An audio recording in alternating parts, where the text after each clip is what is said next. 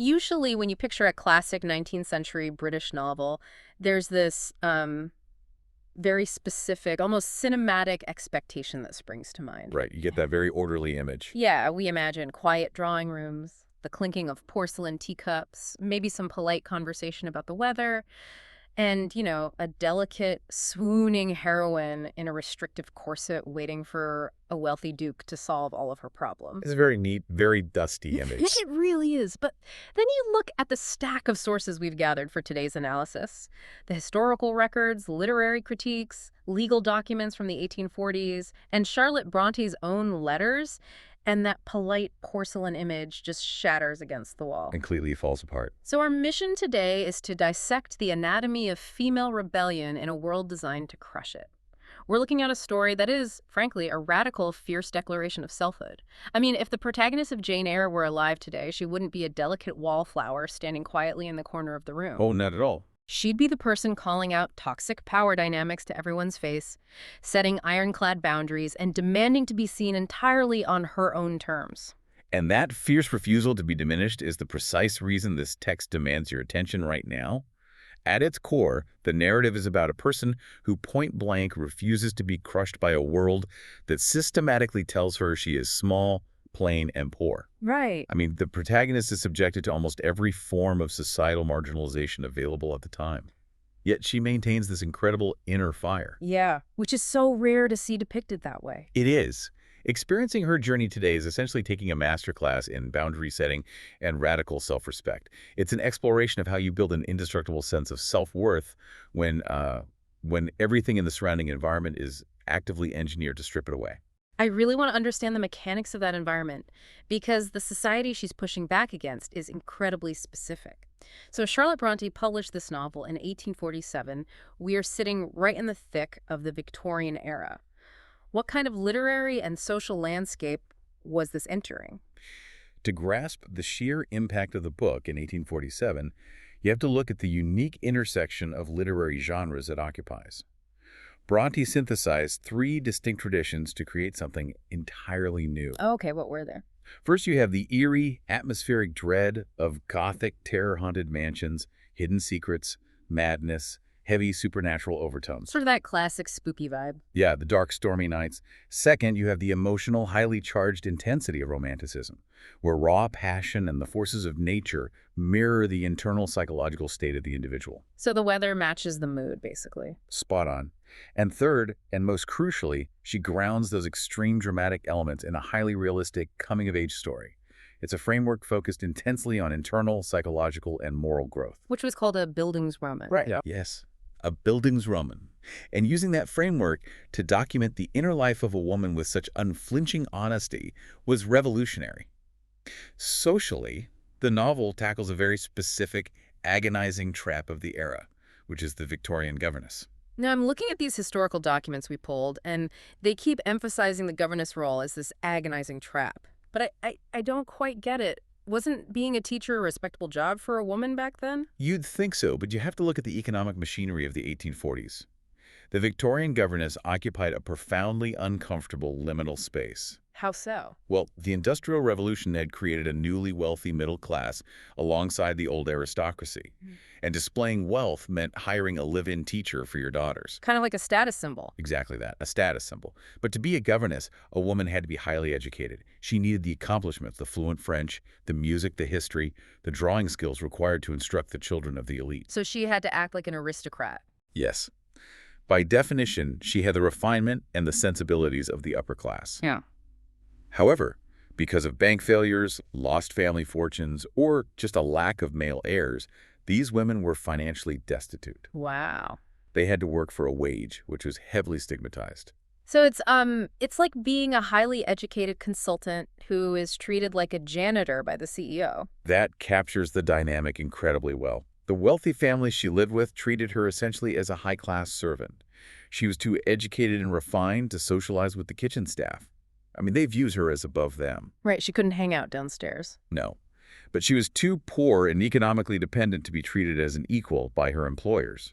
She was a paid intellectual in a society that valued inherited wealth above all else. That sounds incredibly isolating. It was. Jane's position at Thornfield Hall places her right in the crucible of this agonizing class tension. She's required to sit in the drawing room with the master of the house and his aristocratic guests. But she's essentially ignored, treated as part of the furniture. Yeah, she's physically in the room, but socially invisible. Yes. So when she begins to demand equality, not based on her bank account or her bloodline, but based on her fundamental humanity, it is an incredibly dangerous and subversive act for that time period. Rather than just walking through a timeline of events, I think we need to look at how her psychological evolution is tied to the specific locations in her life. The sources describe her life as functioning within 5 distinct pressure cookers. That's a great way to put it. Let's trace the evolution of her anger, starting at Gateshead Hall. Gateshead is the origin point of her righteous anger. She's a 10-year-old orphan living with her wealthy, abusive aunt, Mrs. Reed, and her cruel cousins. She's basically the unwanted charity case. Right. She's a dependent, constantly reminded of her poverty and her status as a burden. And the abuse is both psychological and physical. There's that horrific inciting incident, right? Where Yeah. her cousin John Reed throws a heavy book at her head, cutting her open. Yes, an unprovoked attack. And instead of cowering, she just explodes. She calls him a tyrant, a murderer, and a slave driver. Her punishment for defending herself is being locked in the terrifying haunted Red Room. The infamous Red Room. We will return to the psychological weight of that room later because it is so vital. But from Gateshead, she is exiled to Lowood School, so she learns anger at Gateshead, but anger without discipline just gets you locked up. How does she learn to channel that when she reaches Lowood? Lowood School is a brutal, hypocritical, charitable institution run by the tyrannical clergyman, Mr. Brocklehurst. It operates under the guise of Christian humility, but the mechanism of charity here is essentially punitive. Meaning they punish the girls for being poor. Basically, yes. The girls are starved, frozen, and humiliated to break their spirits. But this environment is where Jane learns intellectual endurance. She acquires the education that will eventually be her only tool for survival. She plays the long game. She does. She also experiences the profound tragedy of losing her first real friend, a girl named Helen Burns. I want to pause on Helen Burns for a second. The sources say Helen dies of consumption. We always see this disease romanticized in period dramas. You know, a beautiful character coughing delicately into a lace handkerchief before fading away. What was the actual reality of that disease in these institutions? The romanticization of consumption, which is tuberculosis, is a massive historical distortion. The reality in places like Lowood, which was actually based on the real school Charlotte Bronte and her sisters attended, was brutal. Wait, Bronte actually went to a place like this? She did. And 2 of her older sisters died from the conditions there. In unheated, damp stone buildings where children were given meager rations of burnt porridge, their immune systems just collapsed. That is horrific. It is. Tuberculosis is a slow, agonizing destruction of the lungs. The victim essentially drowns in their own fluids while wasting away. Helen's death is not a romantic fading. It is structural murder by neglect. Oh, man. And Helen serves the crucial foil here, doesn't she? Because Helen accepts her suffering. She believes enduring this misery will earn her a reward in heaven. Yes, she's the ultimate martyr figure. But Jane refuses that bargain. Jane wants to live and be loved on Earth right now. So she takes that fierce desire to live, and she escapes to Thornfield Hall as a governess. This feels like the moment where her disciplined anger finally meets genuine passion. Thornfield Hall is the central Gothic arena. This is where she meets the brooding, complex master of the house, Mr. Edward Rochester. The famous Mr. Rochester. Right. She saves him from a fire in his bedchamber. They engage in these brilliant, fiery, intellectual spars, and they fall deeply in love. But on their wedding day, the ultimate Gothic secret is revealed. Rochester is already married. He is. His wife, Bertha Mason, who has lost her sanity, is locked in the attic on the 3rd floor. Okay, wait, hold on. I want to push back on this relationship on behalf of modern readers. Sure, go ahead. We just spent all this time establishing Jane as a fierce, independent rebel who refuses to be mistreated. And yet, she's intensely attracted to Rochester, a brooding jerk who plays mind games with his staff, disguises himself to trick her, and, oh yeah, lies about having a wife locked upstairs. It's a lot to overlook. How does her attraction to him not completely unravel her feminist credibility? Why is she drawn to him? That reaction makes perfect sense when you consider modern relationship standards, but you have to look at the intellectual parity they share. Jane is surrounded by people who either ignore her or speak down to her. Like the aristocratic guests. Exactly. Rochester is the first person who truly sees her intellect.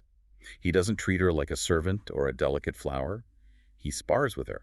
He challenges her mind. So they connect on a cognitive level. Yes, they recognize a shared spiritual isolation in one another. Hmm? He's cynical and damaged, yes, but he treats her as a cognitive equal. However, when the secret of the marriage is revealed, that illusion of a safe harbor is destroyed. Because he lied to her. Right. And then Rochester begs Jane to stay with him, to bypass the law and live as his mistress in France. And she refuses to compromise her integrity. She flees into the night, totally destitute. So she makes this agonizing choice to preserve her autonomy by leaving him, but the physical cost is absolute starvation. She hits absolute rock bottom. How does she rebuild a sense of self when she is literally dying on the moors before reaching the fourth location, Moor House?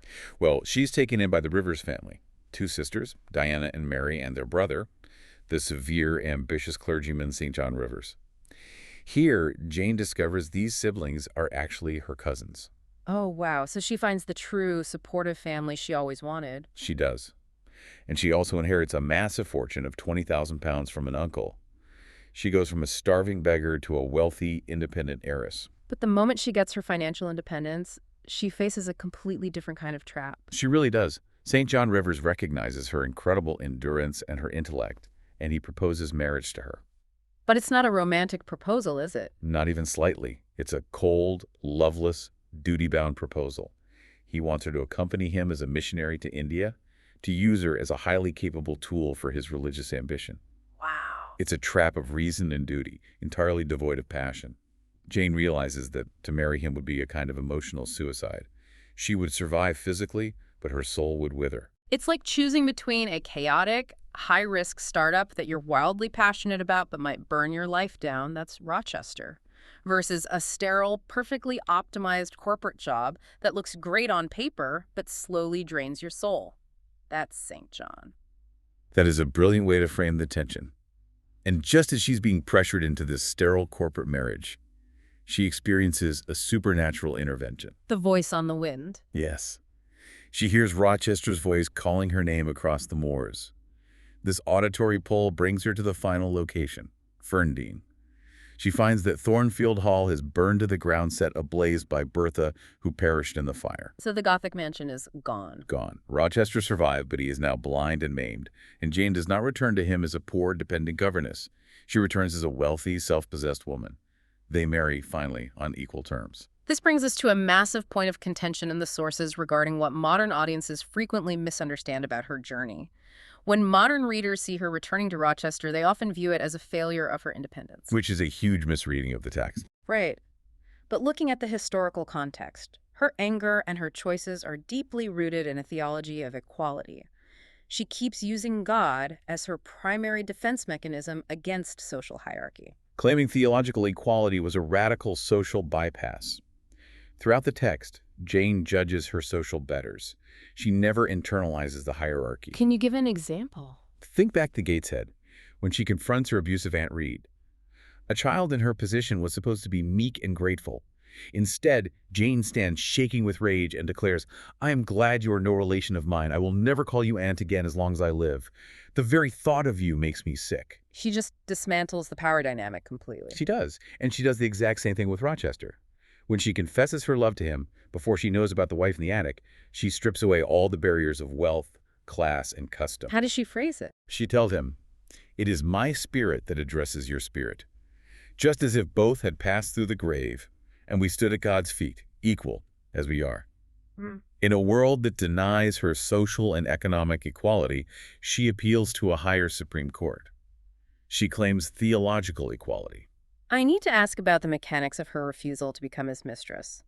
From a modern lens, some might argue that if she truly loved him, and his situation with Bertha was undeniably tragic, she should have just stayed with him and lived outside the bounds of conventional society. Sure, people wonder why she couldn't just live in France with him. Right. Wasn't her refusal just a product of Victorian prudishness? To understand the mechanism behind her refusal, we have to look at the legal architecture of the 19th century, specifically the law of coverture. Coverture. Yes. Under coverture, a woman's legal identity was entirely erased upon marriage. Sir William Blackstone, the great English jurist, described it as the husband and wife becoming one person in law, and that person was the husband. Wait, so she literally didn't exist legally? Pretty much. A married woman could not own property, she could not sign contracts, she had no legal custody of her own children, and she had no independent legal standing. It was a form of civil death. So if marriage was a form of civil death, wouldn't being a mistress give her more freedom? It was the exact opposite. Yeah. As a mistress, she would have had zero legal standing, zero social protection, and zero moral autonomy in the eyes of society. Boy. She would be completely, entirely dependent on Rochester's continuing goodwill. If he grew tired of her, she would be cast out with no references, no ability to get another job, and no legal recourse. You'd be ruined. Completely ruined. Rochester, in his desperation, tries to shower her with jewels and dress her in expensive silks to take her to Europe. He is trying to buy her compliance. Yeah. Her refusal to become his mistress is not prudishness. It is a matter of profound physical and legal self-preservation. She tells him, "I care for myself. The more solitary, the more friendless, the more unsustained I am, the more I will respect myself." That is such a powerful line. It is.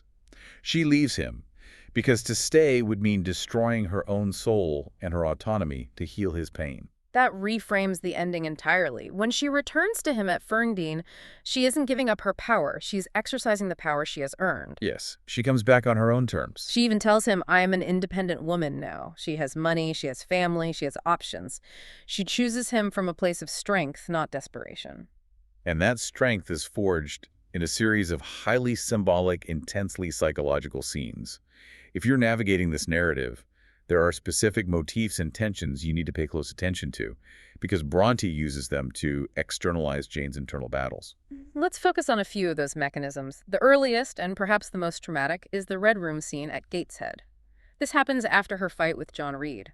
Her aunt orders her to be locked in the massive, terrifying, rarely used guest chamber where her uncle died years ago. Yes, the uncle's death chamber. Everything is draped in deep red damask and white counterpanes. It feels like solitary confinement of the mind. The Red Room is the ultimate architectural symbol of female confinement and trauma in the novel. It represents the oppressive patriarchal structures that seek to silence and imprison women who step out of line. And it really messes with her head while she's in there. Absolutely. While locked inside, the extreme cold, the dead silence, and the oppressive colors begin to work on her mind. She looks into a massive mirror and sees a strange, white, alienated figure. Like she doesn't even know herself. Exactly. The psychological terror is so profound that she doesn't even recognize herself in this state of total subjugation. She thinks she sees a ghost. She screams in absolute terror, and her aunt shoves her back in and locks the door again, causing Jane to suffer a literal fit and pass out. And right before the panic overtakes her, her mind crystallizes the stakes of the entire novel. She cries out, "Unjust! Unjust!" That cry in the Red Room sets her psychological baseline, doesn't it? It does. From that moment on, her entire life is a quest to escape the metaphorical red rooms of the world, the spaces where she is told to be quiet, be submissive, and accept abuse. Another massive symbol to listen for happens at Thornfield, the night Rochester finally proposes to her. They're sitting in the garden under a massive ancient chestnut tree. Yes, a very famous scene. The atmosphere is thick, the weather is rapidly changing. Rochester proposes, Jane accepts, and they go inside. But we have to look at what nature does in response. That night, a violent thunderstorm breaks over Thornfield, and a bolt of lightning strikes that exact chestnut tree, splitting it right down the center. It's a bit on the nose, but it works so well. It's a brilliantly ominous motif. Bronte uses nature as an active character warning against this union.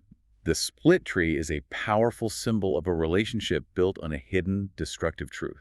Because he's hiding his marriage. Right. Half of the tree is ruined, yet the massive roots remain intertwined beneath the soil.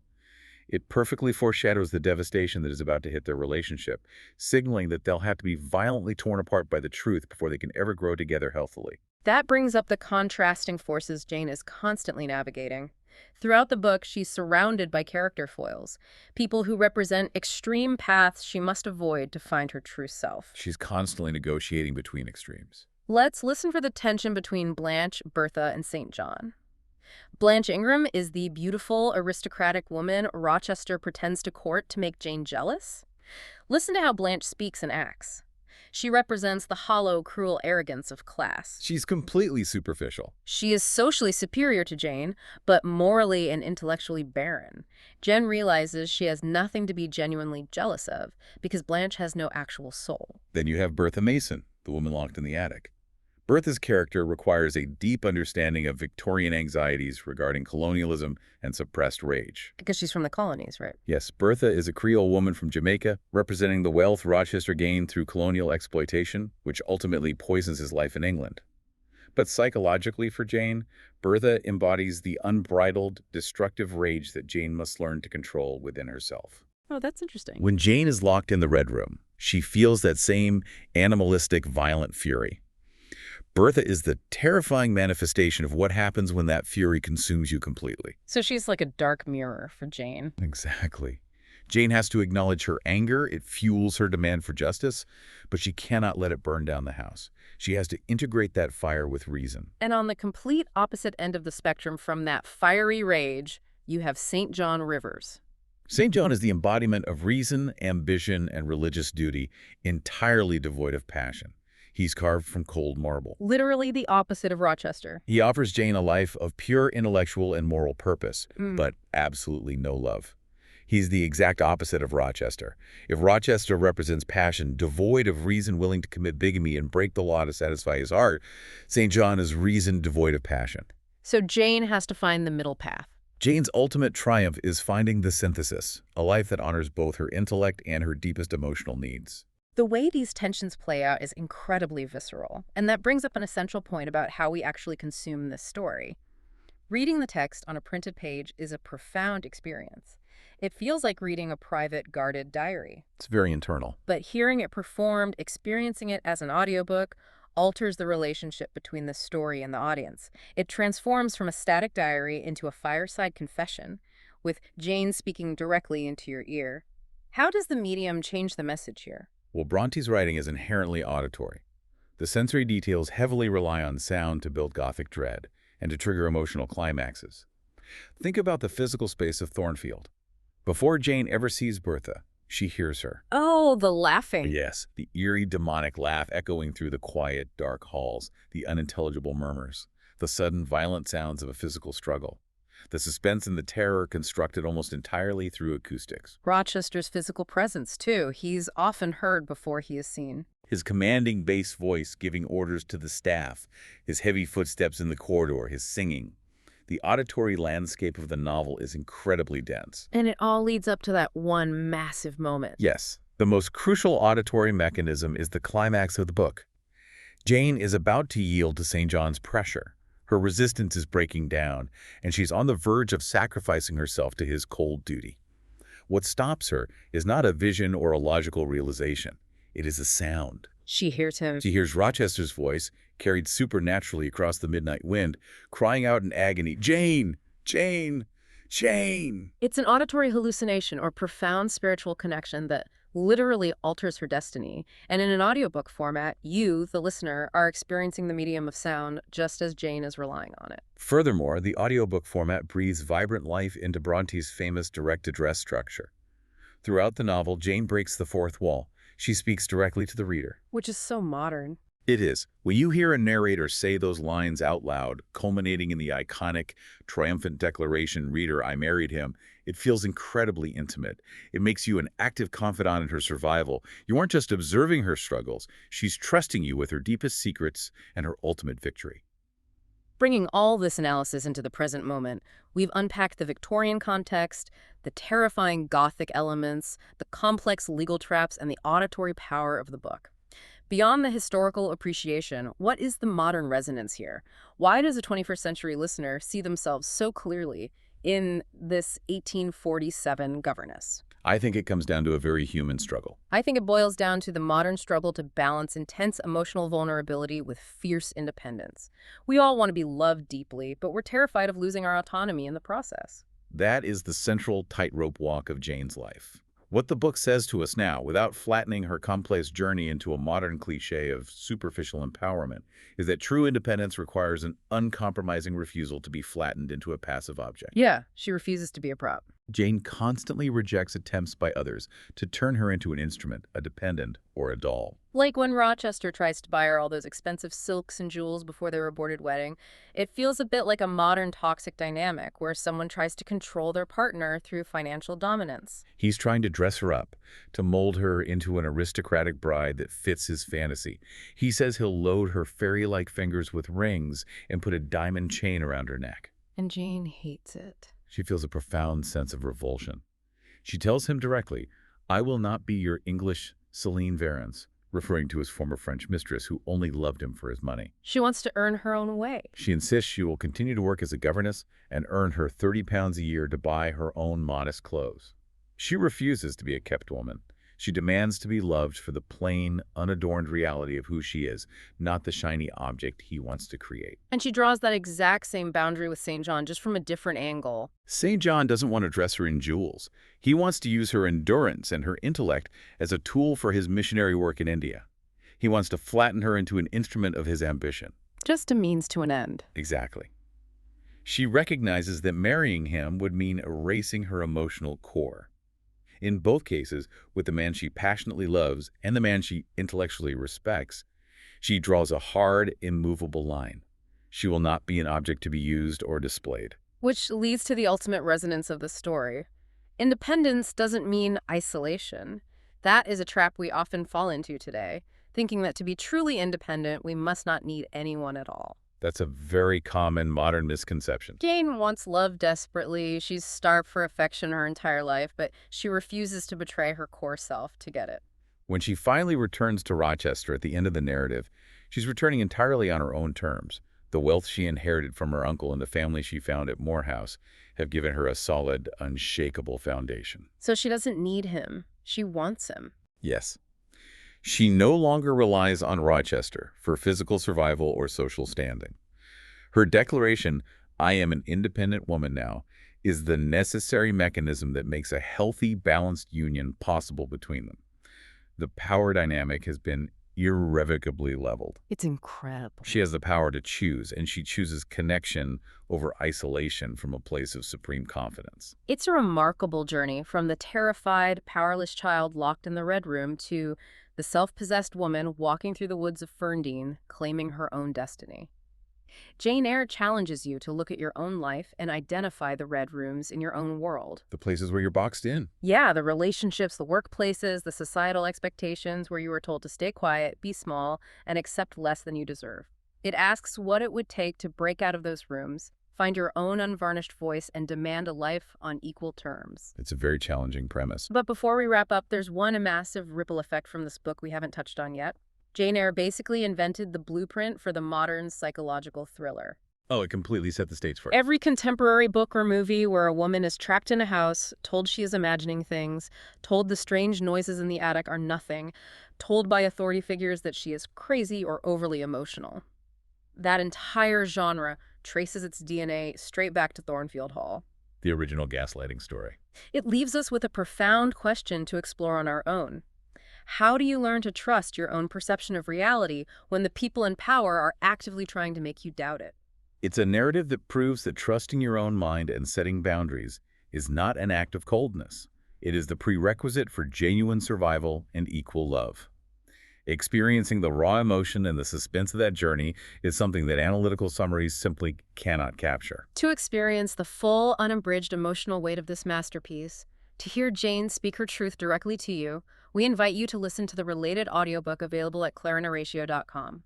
It is a story that will echo in your mind long after the final chapter closes.